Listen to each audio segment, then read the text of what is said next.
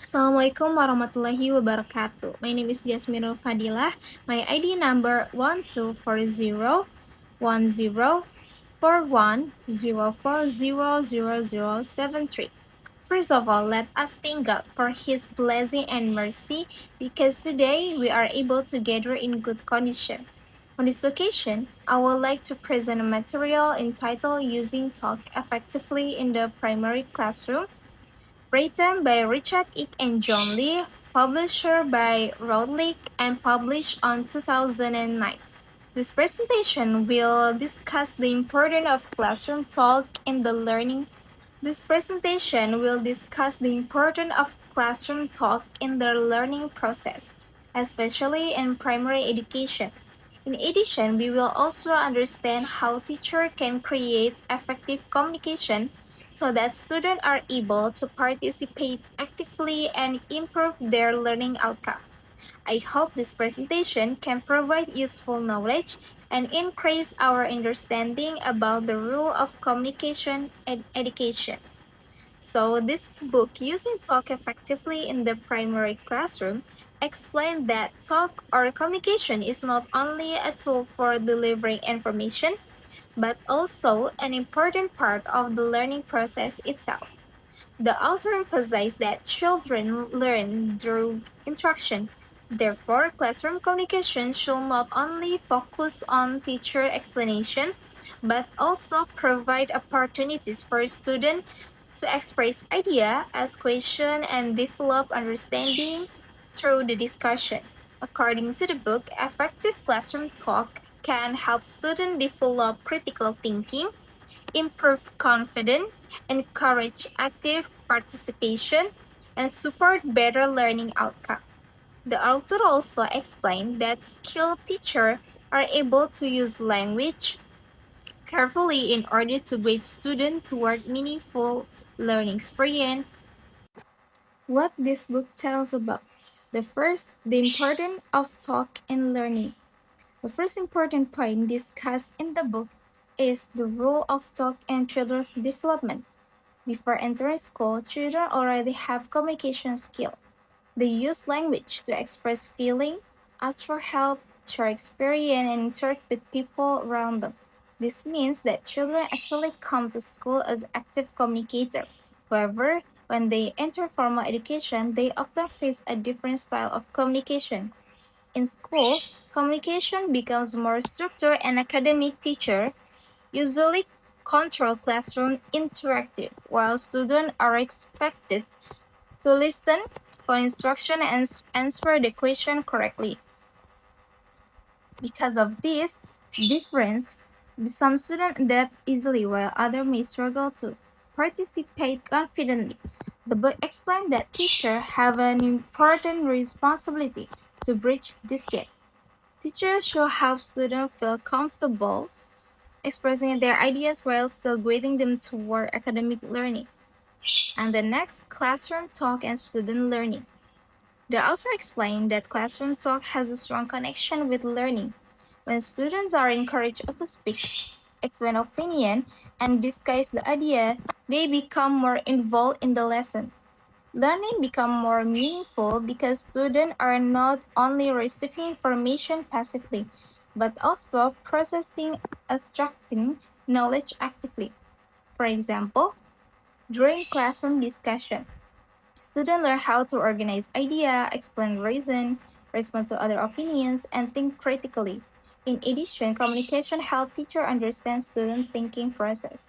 By listening carefully to student answer, teacher can identify misunderstanding and provide better guidance.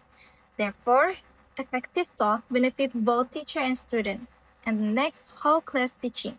Another important topic we discuss in the book is whole class teaching. Whole class teaching refers to teaching activities where the teacher communication with all students together.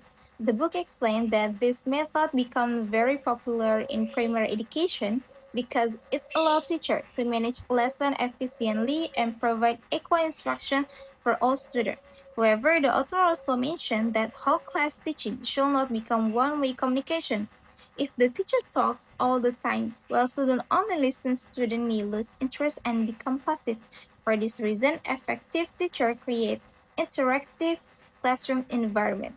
They encourage students to participate through question, discussion, and collaborative activity, an opportunity to share ideas. This interactive approach helps students stay engaged and support deeper understanding. And the next, the difference between home talk and school talk. The book also discusses the difference between communication at home and communication at school. At home, children usually communicate naturally and informally. Conversation are flexible, personal, and connected to daily experience. Meanwhile, school communication is more formal and structured. Students are expected to follow classroom rules, answer academic questions, and use language appropriate for a learning situation.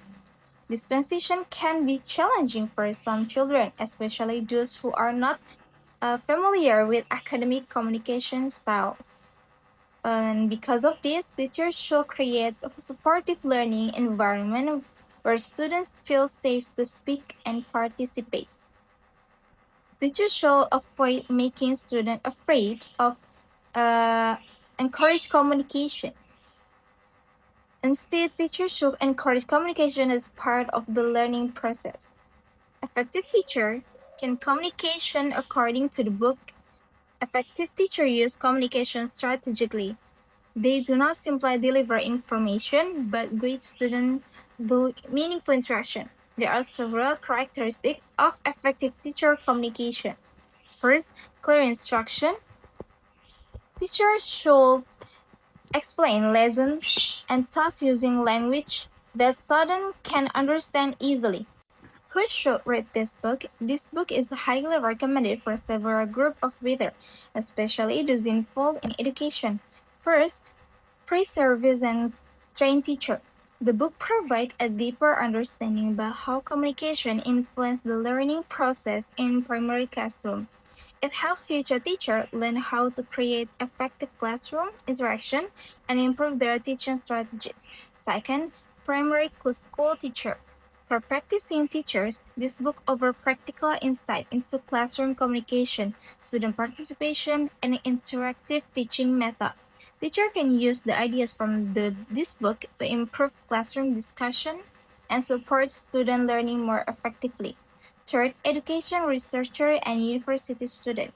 The book contains theory, classroom observation, and research findings related to pedagogy and communication in education. Because of this, it can be a valuable academic reference for educational studies. Fourth, school leaders and educational practitioners. The discussion about effective teaching strategies and classroom interaction can help schools create better learning environment and improve teaching quality. Overall, this book is suitable for anyone who wants to understand how communication and classroom interaction influence children's learning and development. Why I chose this book? I chose this book because it discusses an important aspect of education that is often overlooked, namely classroom communication. In many learning situations, people usually focus only on teaching method or academic result, while the way teacher communicates with students also